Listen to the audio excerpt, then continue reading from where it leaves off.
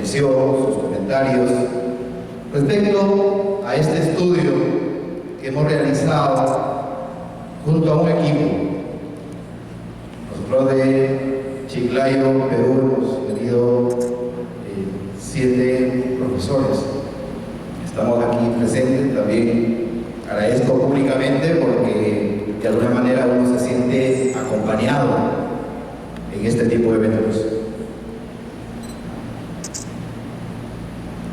La estrategia DIN, que significa Desarrollo de Habilidades para la Investigación, es un estudio que data desde el año 2007.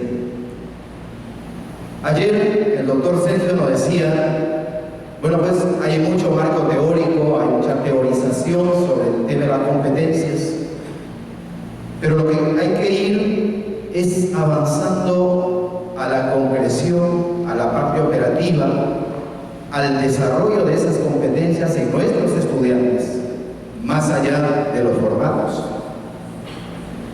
Yo creo que así lo estamos haciendo, porque en el plano didáctico las metodologías corresponden a ese escenario a la vez que también corresponde la evaluación.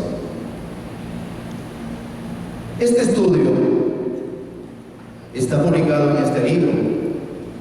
Hago este contexto porque lo primero que hicimos en la Universidad Católica Santo Toribio Morueco fue elaborar un modelo educativo basado en competencias en el año 2010 y producto de la implementación de ese modelo educativo, las experiencias que hemos ido desarrollando con los estudiantes, con los profesores, con los directivos de la universidad, las damos a través de este libro. Este modesto libro que también de la mano con el enfoque de las competencias ha sido trabajado por un equipo. Somos 4 profesores que hemos trabajado esta investigación. Hemos tenido el apoyo, el reconocimiento del doctor Sergio Tobó, que hace el prólogo de este libro. En este libro nosotros abordamos 7 capítulos, desde la parte conceptual, desde la parte epistemológica de la construcción de la competencia. Abordamos el contexto del estudio de la implementación de las competencias en la universidad, teniendo en cuenta los referentes de Norteamérica, de Europa, del mismo Latinoamérica. Y luego pasamos a la competencia, a la metodología, a la evaluación, la parte del currículum. Y en el 4º capítulo desarrollo el tema que voy a compartir con ustedes, que es estrategias metodológicas para el desarrollo de competencias.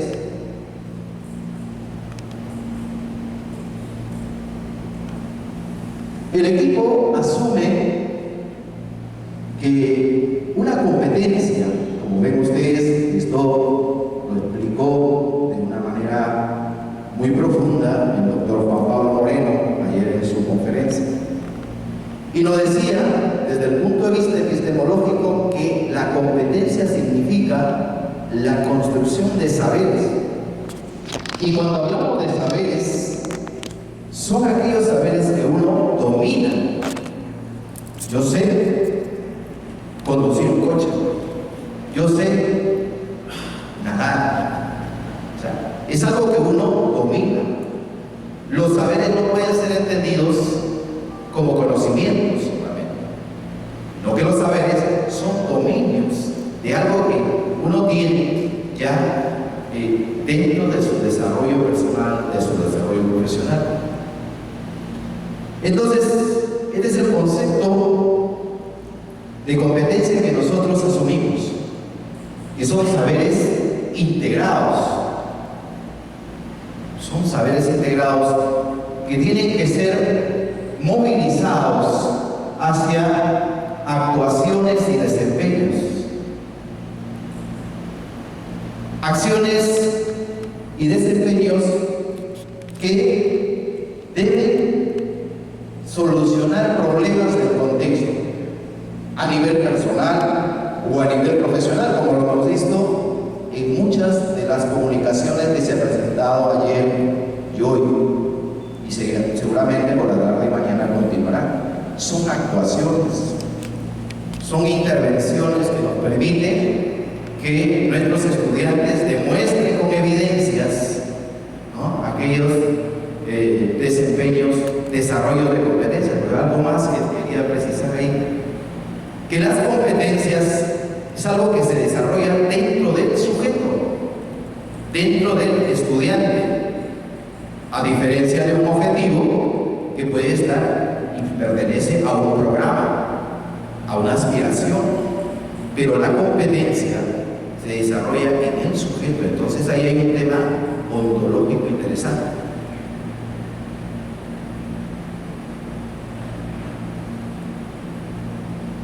¿Qué problemas encontramos nosotros en la docencia?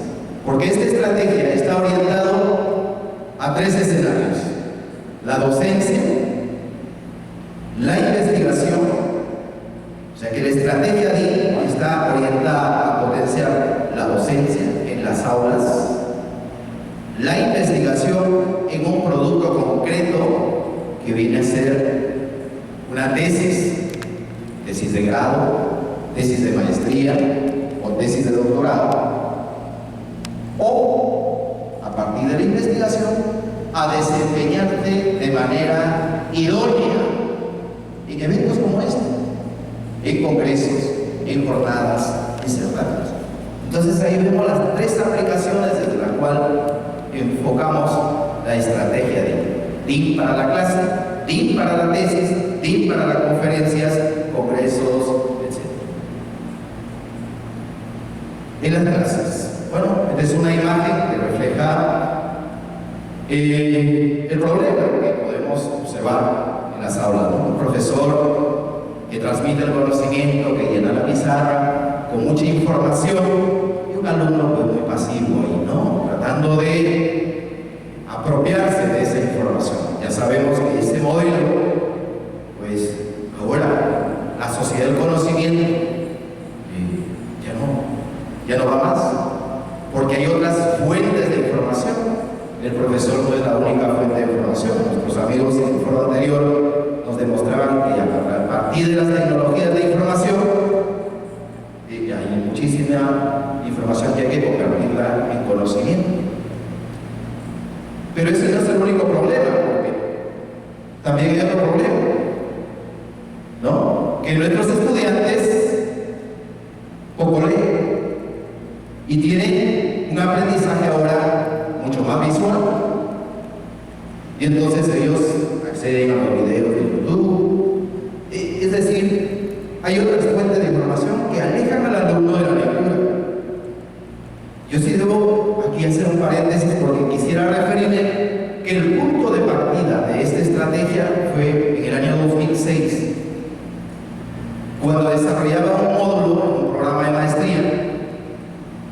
Yo pedía a los estudiantes de maestría pues, que leyeran, que no solamente se quedaran con la información a través de una fuente, sino que leyeran información en base de datos, información un poquito más confiable, que no solamente hagan una búsqueda de información a través del Google de forma general, sino que vayan al Google académico, que vayan a las bases de datos, por lo menos a las gratuitas. Pero bueno, quedaba en recomendación, porque generalmente en este programa semipresencial llegaban las jornadas presenciales y me daba cuenta que los estudiantes de la maestría muy poco leían. Y comenzamos un poco a diseñar la estrategia. Nosotros no podemos seguir participando de un posgrado sin leer para poder discutir en una plenaria, o sin leer para hacer una tesis. Sabemos que la lectura es fundamental. Y entonces comenzamos a crear el modelo, porque lo primero que hice es, junto a ellos, ser conscientes del problema. Problema concreto, poco leer. siquiera la información que el profesor de manera básica les encargaba a través de un módulo, etc. Bueno, entonces le dije, bueno, ¿y cuál es el horizonte? Y eso se lo voy a explicar en el modelo. En maestría a mí me preocupa elaborar mi tesis, sustentar mi tesis para graduarla. En el Perú no sé si pasa en otros países, pero en el Perú la tasa media de graduación de un programa de maestría está entre 5 a 10%. O sea que de un programa, pues solamente el 5 o 10% defiende la tesis y obviamente tienen el grado maestro. Cerca del 90% simplemente queda con estudios concluidos. Y eso es un gran problema. Bueno, entonces pensemos en la tesis. Como nosotros hemos pensado también, bueno, ¿qué ponencia llevo? Más o menos por ahí se enfoca el planteamiento, ¿no? Entonces dijeron, bueno, a partir de ahí desarrollamos un trabajo constructivo de identificar cuáles eran esas habilidades que necesitaban. Otro problema, ya ven ustedes, hay un estudiante desmotivado, ¿no? Un estudiante conformista, un estudiante pues, que con pocas metas, ¿no? Yo comparto el enfoque socioformativo en este eje importante del proyecto ético de vida. O sea, no siquiera un proyecto de vida, sino un proyecto ético de vida, porque eso es fundamental, porque el estudiante que tiene un proyecto ético de vida no podría estar con esa actitud, porque no solamente tendría metas académicas, sino tendría también metas personales, académicas, profesionales, laborales. Esa es parte de otro estudio que estamos realizando. Otra manifestación del problema que ya les expliqué, centrar la formación en los libros nada más. Ahora hay muchísimo menos, ¿no? Esto muestra un poco ese tipo de educación que nos cuesta desprendernos, ¿no? Esa educación enciclopédica, libresca, que tenemos que superar porque ahora hay otras fuentes de información. Ante esos problemas viene el tema de formar por competencias. Solamente voy a nombrar algunas competencias que son las que directamente se trabajan con la estrategia de vida. Y estas son competencias genéricas, tomando las mismas denominaciones del proyecto Turing Europa, del proyecto Turing América Latina, ¿no? Como la capacidad de información, de investigación, el trabajo en equipo, el dominio de información, ¿no? Entonces, la comunicación oral y escrita, entre otras competencias, como por ejemplo el trabajo autónomo, podría nombrar mucho más. Son esas competencias las que vamos a trabajar o las que vamos a desarrollar a través de la estrategia de vida. Veamos cómo se construyó el modelo. Este modelo se desarrolló, se construyó de manera participativa. Hablamos que es un modelo porque, como todo modelo, viene a ser una construcción, una representación de una realidad que tiene una existencia concreta. Ya les decía, yo lo que quería es contribuir a que estas aulas de clase sean aulas con mejores niveles de discusión, con mayores niveles de participación del alumno, que contribuyera con esta estrategia para que se incremente el número de tesis en una maestría, para que los alumnos piensen y tengan dentro de su proyecto ético de vida participar en congresos, en certámenes. Bueno, podemos idealizar mucho en un modelo, pero cada vez que veo aplicaciones del modelo me convenzo un poco más y digo, bueno, pues estamos construyendo y estamos yendo por el camino correcto. Porque, a ver, revisemos un poquito. Todos los que estamos aquí presentes y hemos venido con nuestras comunicaciones, con nuestras ponencias, nos han pedido un desempeño concreto. que en 15 minutos realicemos la exposición de nuestra investigación, que a lo mejor nos costó 1 año, 2 años, 3 años, y que podría estar escrita en una tesis de doctorado, de maestría, de 100 páginas, 200 páginas, pero te piden, mire usted, tiene 15 minutos para que pueda exponer los resultados de su estudio.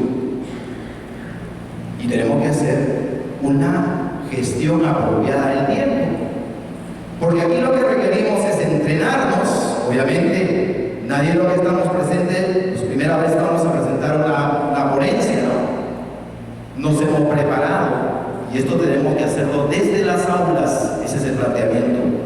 Desde las aulas tenemos que ir creando esa cultura, para que alguien que viene a un congreso, para que alguien que va a exponer un problema, una clase, o para que alguien que va a exponer su tesis, porque lo primero cuando uno le pide una sustentación de una tesis es que exponga lo que ha encontrado, haga una comunicación de los principales aspectos del problema que se aborda. Hay poco tema o problema, porque claro, inicialmente nosotros, les hablo de 2006, 2007, 2008, pensamos en los temas, pero en los últimos años consideramos que el punto de partida en este proceso formativo son los problemas del contexto socioeconómico, contexto social, contexto académico, y ir pensando en que desde el punto de vista epistemológico, a la parte pedagógica, es importante trasladar ese conocimiento epistemológico, lo que plantea, por ejemplo, Lakatos. Lakatos dice que el desarrollo científico, el desarrollo de la ciencia, se hace a través de programas de investigación. Y entonces nosotros tenemos que pensar que esos programas de investigación resuelven problemas. Y esos son los puntos de partida para generar nuestras clases, nuestros módulos, nuestro currículo en las universidades. Entonces nosotros tenemos que ir pensando qué problemas vamos a resolver. Y ese conjunto articulado de problemas que vamos a resolver constituyen los grandes programas de investigación en el planteamiento de Lakatos. Pero eso no es el único desempeño. El segundo desempeño es preguntas. Y eso es lo que estamos viviendo aquí también. Porque después de una exposición, lo que viene luego es preguntas. Después que un alumno expone en clase, vienen preguntas de los compañeros. Después que uno sustenta una tesis, la primera parte expone los resultados y luego el tribunal o el jurado le hace preguntas. Entonces uno tiene que estar preparado para ello. Y tenemos que preparar a los estudiantes de pregrado, de posgrado para ello. Luego, ya entra un poquito más la agudeza del especialista, ¿no? Los comentarios. Uno tiene que ser capaz de hacer un comentario sobre algún tema, algún problema, alguna situación, que sea un comentario que esté orientado a relacionar la teoría, el dominio teórico, con la práctica, con las vivencias, con las experiencias. Eso también hay que educar, hay que formar a los estudiantes.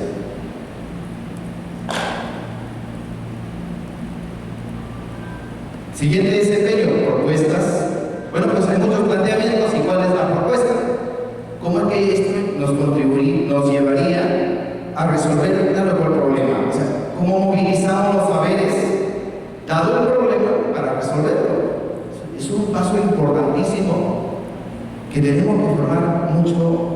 Y bueno, el resultado que vamos a ver a continuación, este es uno de los desempeños que más cuesta a los estudiantes de doctorado, a los estudiantes de maestría, de grado, igual cuesta, porque no estamos acostumbrados a que, dado una lectura de un conjunto de fuentes, no estamos muy entrenados para movilizarlos y llevar hacia la solución de los problemas del contexto. Como porque hay que entrenarnos más. Y eso tiene que ser desde las aulas. El siguiente desempeño es conclusiones. Las conclusiones, igual aquí, todos que traen una ponencia al final dicen las conclusiones son estas. Cada vez que usted sustenta una tesis dice las conclusiones son estas.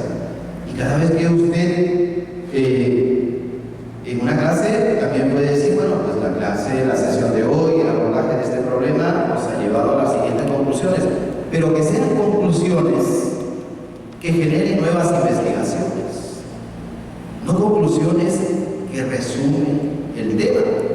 La síntesis del tema es importantísima, pero más allá hay que generar nuevas investigaciones a partir de los estudios que uno realiza. Y de este tema hemos hablado. ¿Por qué? Porque las 6 habilidades que proponemos en modelo, la evaluación formativa, se tiene que realizar. Porque hay que evaluar primero los grupos, que esto se trabaja en equipo, se autoevalúa, los otros equipos evalúan los desempeños de sus pares y el profesor hace la evaluación, precisando los logros, ¿no?, a través de los mapas de aprendizaje. Entonces es importante porque en adelante, aquí también nos han dicho los colegas, dicen, bueno, realicé el estudio y procedí a la valoración o a la solicitud de evaluación de los expertos respecto a mis instrumentos. O sea, cuando uno quiere validar un instrumento sobre un tema o quiere validar un programa, ¿a quién recurre? A los expertos. A los expertos, ¿verdad? ¿Y los expertos qué tienen que tener? La capacidad de hacer la valoración. Es un nivel alto. La valoración de los desempeños de cada equipo. Bueno, ese es el modelo. Como ven, hasta ahí viene a ser una construcción, una idealización que queremos lograr en las clases a través de investigación, etc. Y luego viene ya la didáctica. O sea, ¿cómo esto se lleva a la aula? Muy bien. ¿Qué es lo que hacemos? Ahí está la versión inicial de cómo sistematizamos la estrategia. Esta misma estrategia está publicada en el libro y está publicada en un artículo que en 2007 se me publicó en la revista Iberoamericana de Educación, al cual estamos. Pero en la parte inferior nosotros ahí consideramos 6 problemas. O sea, aquí el requisito es que para aplicar la estrategia con los estudiantes debemos formar 6 equipos, porque debemos identificar 6 problemas y tener que trabajar las 6 habilidades. Por supuesto que esto se puede adecuar. Puede haber 5 equipos, 5 habilidades y 5 problemas. Entonces, por ejemplo, para el problema A, entonces se le da el encargo al equipo número 1 para que haga la exposición de los principales elementos que componen a ese problema A. Otro equipo, el equipo 2, se encarga de proponer entre 3 a 5 preguntas para discutirlas. Y estas preguntas tienen que estar relacionadas directamente con el problema. Este equipo se encarga de dar la respuesta inicial a esas preguntas, luego se socializa. Un tercer equipo se encarga de construir, elaborar los comentarios. El cuarto equipo, sobre el mismo problema de investigación, lo que hace es las propuestas. El quinto equipo prepara las conclusiones y el sexto equipo realiza la evaluación o la valoración. Agotamos el tema 1 o el problema 1 y pasamos al problema 2. Y en el problema B, los roles rotan en los estudiantes, ¿verdad? Es decir, ahora quien tiene a cargo de la exposición es el grupo número 2. Quien hace las preguntas es el equipo 3 y así sucesivamente. Hasta abordar los 6 problemas de investigación. Si nosotros hacemos un ejercicio aquí, brevemente, la mayoría de lo que hacemos docencia universitaria, por ejemplo, en un curso, en un módulo, el abordaje de 3, 4, 5, 6 problemas de investigación o de temas de investigación es posible. Y prácticamente con esto tiene la programación de todo el curso.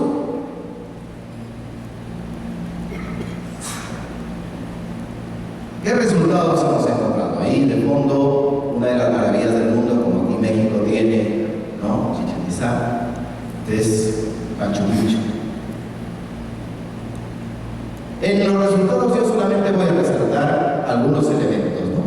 Yo lo que sueño en cuanto a exposición, y siempre motivo a mis estudiantes, es que tengan dentro de sus planes estar en certámenes como este, en eventos académicos como estos, exponiendo lo que ellos investigan, que se fijen metas altas, ¿no? Este desempeño se valora a través de un mapa de aprendizaje. Hemos seguido la propuesta del doctor Sergio. Y ahí precisamos cuál es la competencia, cuál es el problema de contexto, cuál es el aprendizaje esperado, qué evidencia, y trabajamos con 4 de los 5 niveles de dominio de la competencia, ¿no? Que ahí ustedes pueden observar. En el Perú, nosotros trabajamos con la escala vigesimal, por eso es que ahí ustedes ven una valoración hasta 20. Pero a cada uno de los equipos, cuando se aplica la estrategia, se le da, bueno, usted va, y esto lo hemos trabajado también incluso en básica, en educación inicial, primaria, secundaria. A mí me causó satisfacción trabajar esta estrategia con una maestra con niños de 7 a 8 años. A mí me parecía imposible desde el punto de vista teórico, pero cuando se llevó a la práctica me pareció muy interesante, porque uno de los problemas que abordaron con esta estrategia fue, a ver, ¿cómo enfrentamos la escasa educación vial que tenemos en las familias, en los niños, en la población en general? Y los niños, las niñas de 7 años conversaron con sus familias, trajeron fotografías, trajeron testimonios y realizaron sus exposiciones, sus preguntas, sus comentarios. Propuestas no se trabajó con los niños, pero sí conclusiones y evaluación. Y a cada grupo se le instruía, bueno, pues hay que ir trabajando en ese proceso de mejora continua para ir adquiriendo las competencias. Miren, esta es una gráfica numérica que yo he tenido la oportunidad desde el año pasado, cuando desarrollaba los cursos de investigación en el pregrado y el posgrado, y tiene la línea roja representa los resultados de los equipos en este desempeño de exposición del pregrado, la línea verde de estudiantes de maestría y la línea azul de estudiantes de doctorado. La verdad que confirma esa hipótesis que tenemos nosotros, que las competencias se van desarrollando en la medida que las vas aplicando, en la medida que vas logrando más experiencia, y entonces ahí se ve que los estudiantes de doctorado pues tienen mejores desempeños con relación a los demás estudiantes. En preguntas, yo sueño, siempre motivo a mis estudiantes que siempre se planteen preguntas, ¿no? Los niños, saben ustedes, desde muy pequeñitos estaban acostumbrados a las preguntas. Ellos formulan muchas preguntas. Lo que pasa es que en la escuela, en el colegio, la universidad, llevan en la formación de los jóvenes, y como que esa capacidad innata de preguntar, de la curiosidad, el asombro, va desapareciendo, ¿no? Y los estudiantes en la universidad muy poco Entonces tenemos que promover, retomar, hay que generar espacios para que los alumnos pregunten. Y en el tema de investigación, ustedes saben que la mayoría de problemas de investigación se formulan a través de una pregunta. Entonces hay que trabajar mucho en ello, ¿no? Ahí tienen los resultados. La verdad que muy interesante, porque los debates que se generan a través de esta estrategia pues, son muy enriquecedores. En la fase de preguntas es donde más tiempo se podría invertir, porque hay una discusión interesante de ideas. No formulan cualquier pregunta. O sea, no es que alguien da la exposición y a partir de ahí, de la exposición, alguien pregunta. No, sino que las preguntas vienen incluso fundamentadas a través de diversas fuentes de información. Entonces eso hace el trabajo académico mucho más rico. Los comentarios, como expertos, como comentarista, ¿quién hace un comentario sobre un tema o un problema? Un especialista, alguien que domina. Pero eso necesita formación. Entonces yo les digo, colegas, iniciemos ese proceso o sigamos o retomemos ese proceso de formación en nuestros estudiantes, para que ellos sean aquellos que analicen los problemas, resuelvan los problemas, contribuyan con sus comentarios a aclarar dudas, a aclarar situaciones que se presentan en una determinada área de conocimiento. Las propuestas que movilicen los saberes a la solución de problemas y que además innoven. Ustedes saben, en el mundo se está trabajando mucho el I+D+I, innovación para el desarrollo, la innovación, y ahora se agrega la E, y el emprendimiento. Porque no sé cómo está el tema en otros países, pero en Perú, por ejemplo, hay muchas tesis de maestría y doctorado que quedan ahí en los estantes de la biblioteca y nadie lo conoce. La publicación es un elemento importante, pero para eso tiene que haber propuestas que resuelvan los problemas. Propuestas no que estén en una tesis en un estante, sino propuestas que se lleven a la práctica para resolver los problemas. Entonces ahí hay que trabajar mucho. Al menos en mi país, eso es lo que tenemos que hacer, es una agenda que está pendiente. Y ahí tienen los resultados. Las conclusiones, igual, orientados a generar nuevas preguntas de investigación. Y la evaluación. Aquí solamente, con esto ya estoy concluyendo, ¿no? Por ejemplo, hoy día, ¿qué tal si cada uno de nosotros nos hubiésemos sometido a este trabajo de la estrategia DIC y tendríamos que hacer una valoración, una autovaloración, en qué nivel está nuestra ponencia? Por ejemplo, indicador 1, comunica la estructura de la exposición. Cada uno podría tener la respuesta.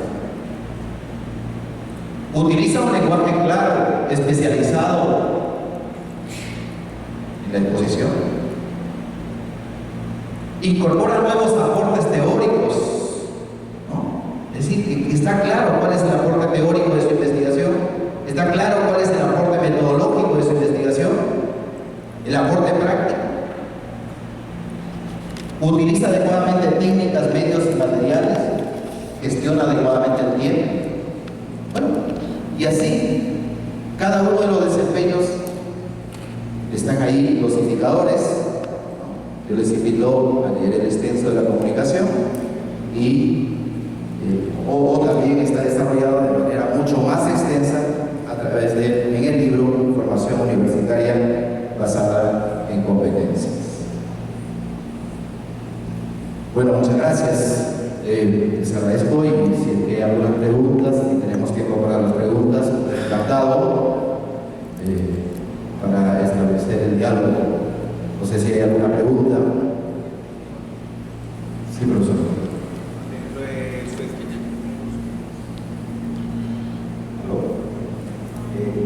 Me quedó una duda en su exposición. Dentro de la estrategia, cuando usted habla de las preguntas, ¿los grupos plantean las preguntas y ellos mismos las resuelven o es el auditorio en general que resuelve las preguntas?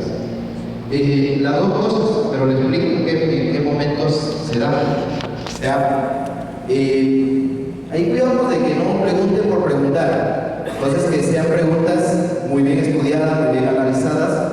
Y yo les exijo que además de plantearlas, internamente en el equipo las resuelvan. Pero al momento de realizar la plenaria, el grupo inicialmente propone las preguntas, sin respuesta obviamente, y comienza el debate. Concluido el debate, el grupo nuevamente expone las respuestas a esas preguntas y hacemos la comparación. Y ahí el mediador, el profesor, tiene un rol muy importante porque ayuda a aclarar, ayuda a profundizar, etc. ¿Alguna otra pregunta?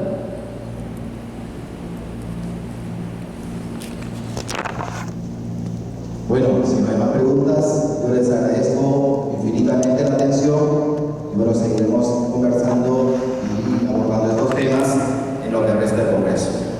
Muchas gracias.